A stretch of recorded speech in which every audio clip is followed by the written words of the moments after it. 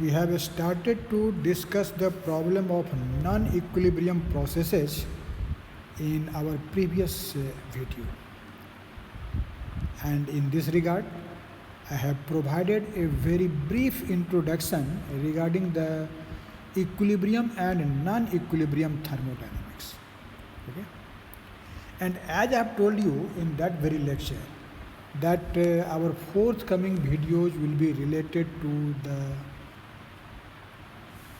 discussion of concept of non-equilibrium processes basically, because our syllabus which we are going to actually discuss, that is related to non-equilibrium processes, because the phenomena related to equilibrium processes you have studied in elementary thermodynamics earlier. In higher level statistical mechanics, the syllabus is regarding the non-equilibrium processes. Okay? And as I have told you that when you talk about an irreversible process,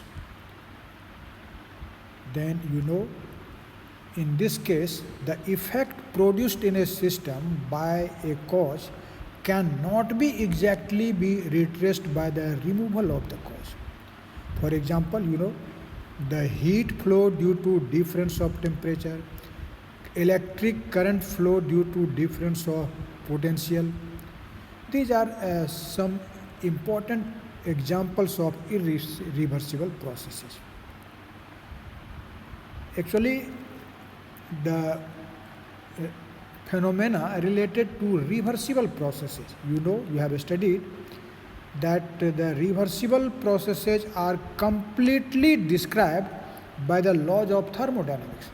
That is, the three laws of thermodynamics are sufficient tool to discuss the reversible processes. But if you want to discuss the irreversible processes by the use of three laws of thermodynamics, it is not possible. Or you can say it is partially possible, not completely possible. Because for such processes, the three laws of thermodynamics furnish only the qualitative description, not quantitative. You can get a qualitative description of the irreversible processes by the use of three laws of thermodynamics. Okay? In fact, it has been found if the system is close to equilibrium, it is possible to describe its rate of approach to the equilibrium in general terms by means of certain principles. Okay? You can make it. And the principles and their formulation are actually called thermodynamics of irreversible process. Okay? In fact, the thermodynamics of irreversible processes is based on the two important concepts which I have talked about in my previous lecture too. The first one is the linear law, and the second is Onsager's reciprocal relation. I have written the title here, you can say linear law and Onsager's reciprocal relations. But in this video, I will discuss only this linear law, which is a very small concept. And in the just after this video, I will provide a video completely on this Onsager's reciprocal relation. Okay? Although both are same thing, but I have divided this video in two parts for simplicity, so that the length of the video is not very large. Okay? So our prime aim of this short video is to discuss this linear law. Okay? In fact, when you talk about this linear law, you know, in physics, there are so many situations where this principle of linearity holds. Our quantum mechanical operators are mostly linear. Okay? We use the linearity property, that is the superposition principle in quantum mechanics. Okay? and at several places.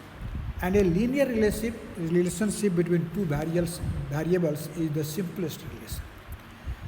Actually, what is this linear law? When it will be applied, all these things now we will see. Actually, the linear law is a generalization of empirical relations which are found to hold for these systems which are slightly deviated from equilibrium.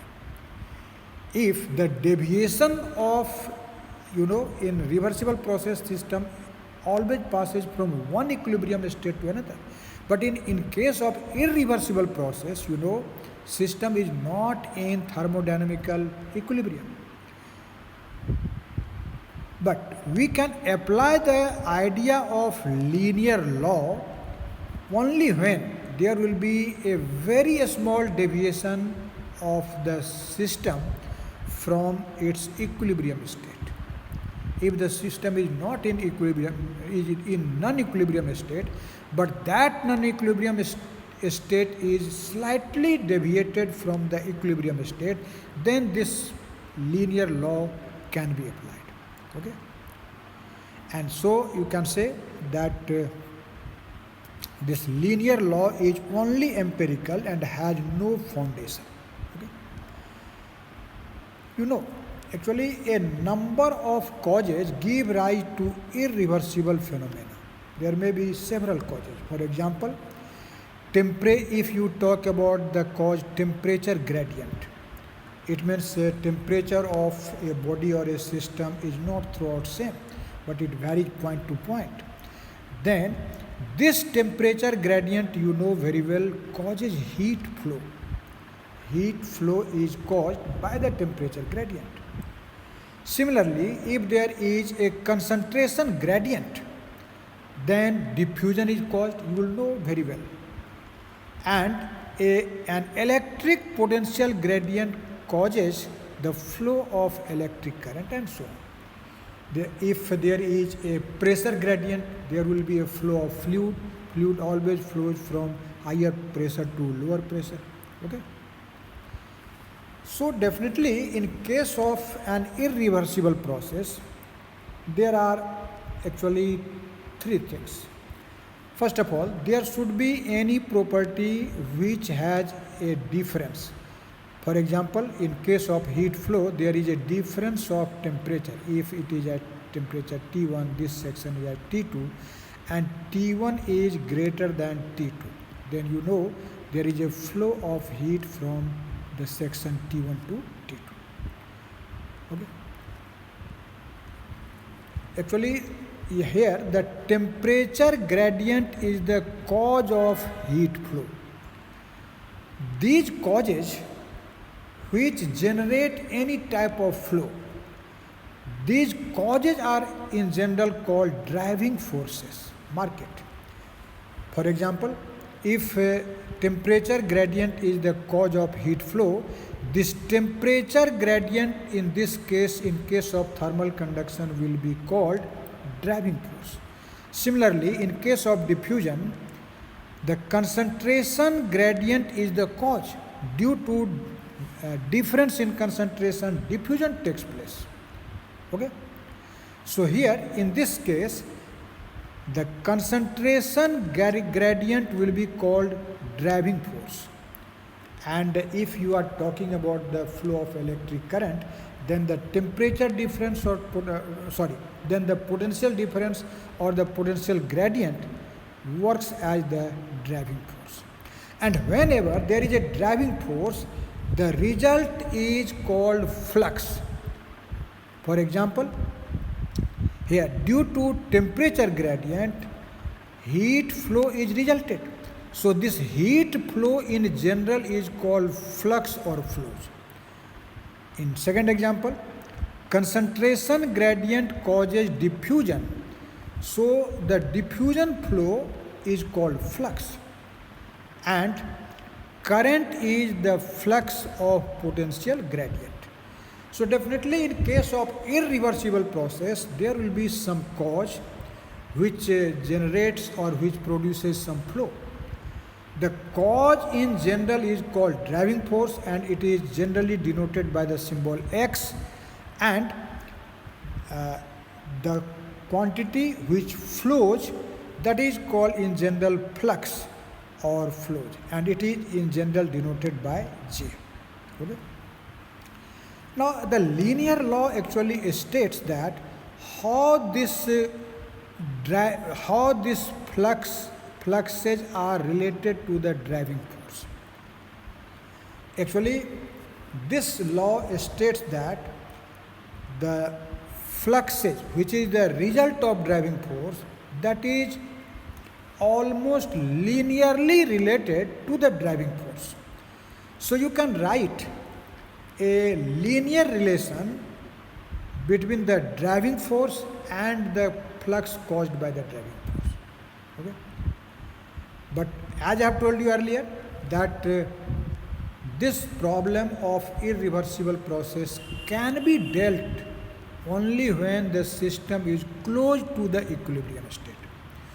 So this linear relation close to the equilibrium state in its general form may be written like this: Jk equal to summation over k Lik xk, where I runs from 1 to n, and k, this will also run from 1, 2, 3 and so on, let us say up to capital N.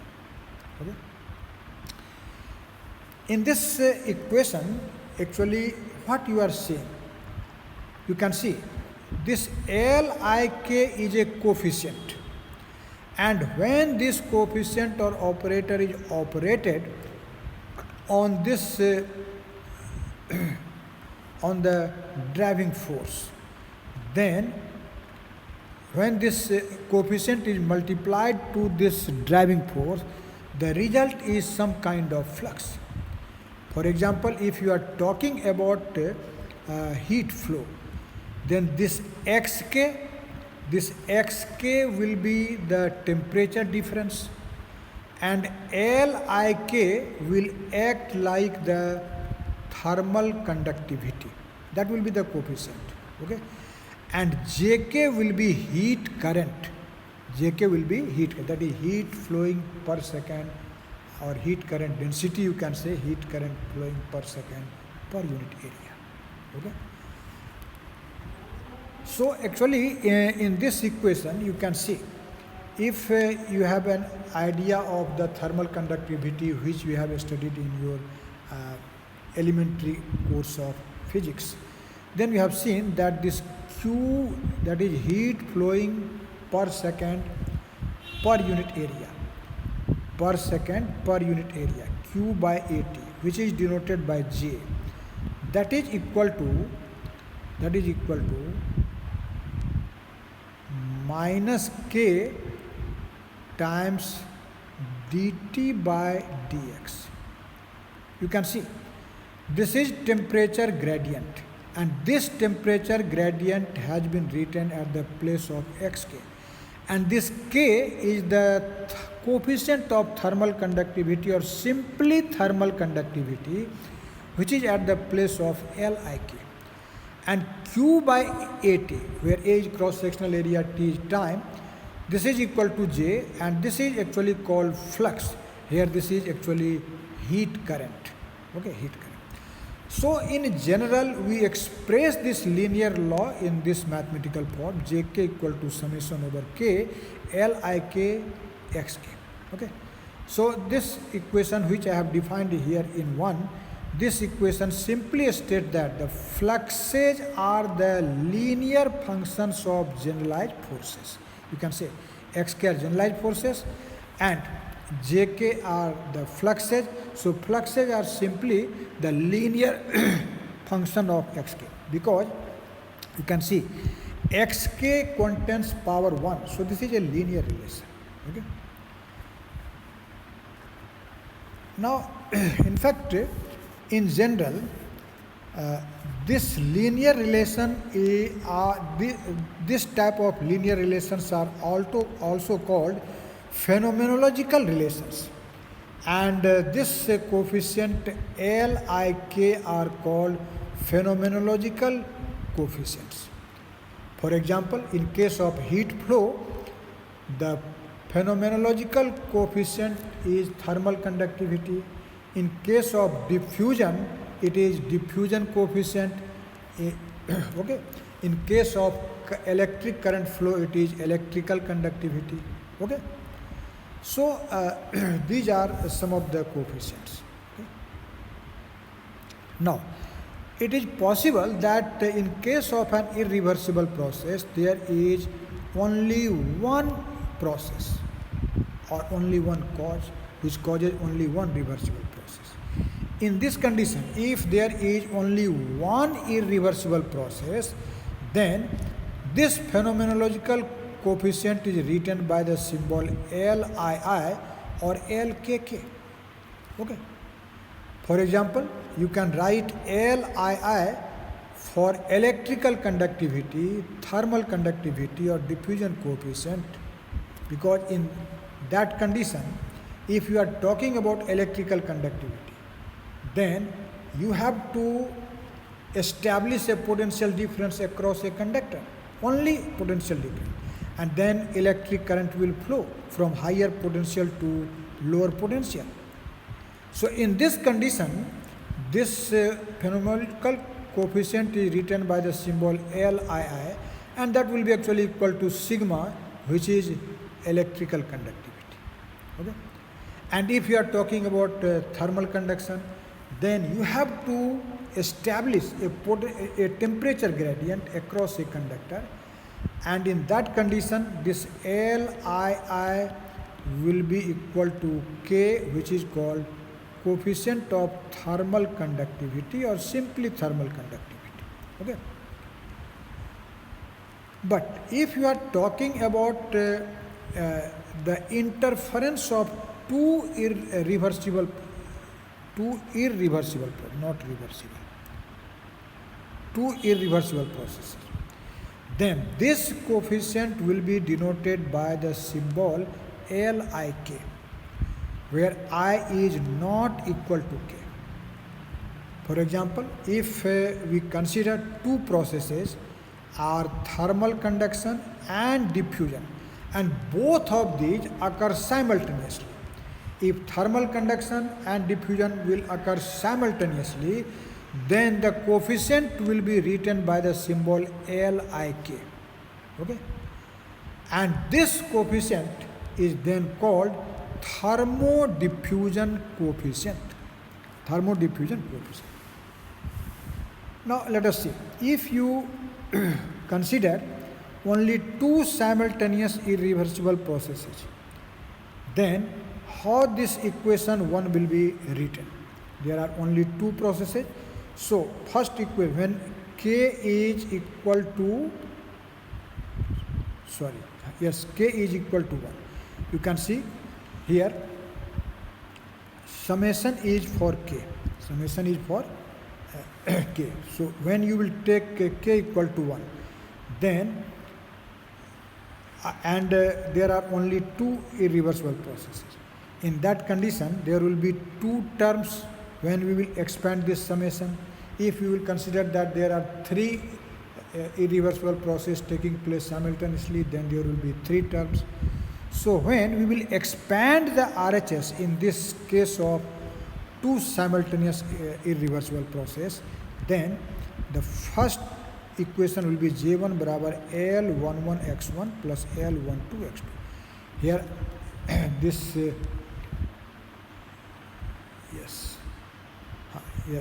here I is taken fixed at 1. Okay, and summation is applied for I k, and k is 2. Here there should be I, not k.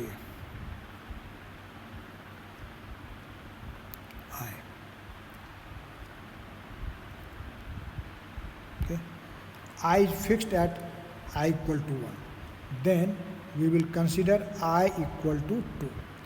then this will be J2, and here will be L21, here 2 for I and 1 for K, and X1. There should be also here, yes, X1, and plus L22 X2. Okay. So this equation 1 can be expanded in these two equations when we consider two simultaneous irreversible processes. Now we will see some of the remarkable facts regarding this linear law. Actually, in the beginning I have told you that this linear law is a generalization of empirical relations which are found to hold for these systems which are slightly deviated from equilibrium. So you can say that these linear relations apply only when the system is very close to equilibrium. If it is far apart from equilibrium state, then this linear law will not hold and we cannot apply it. Okay? In fact, the postulate of linear relationship merely defines the range of applicability of thermodynamics of irreversible processes. So this was a very short lecture regarding this linear law, but our forthcoming lecture will be very important, because in that lecture we will see what is Onsager's reciprocal relation. Okay? And that will be a very important and very very deep concept for discussing the problem of non-equilibrium thermodynamics. Okay, thank you very much.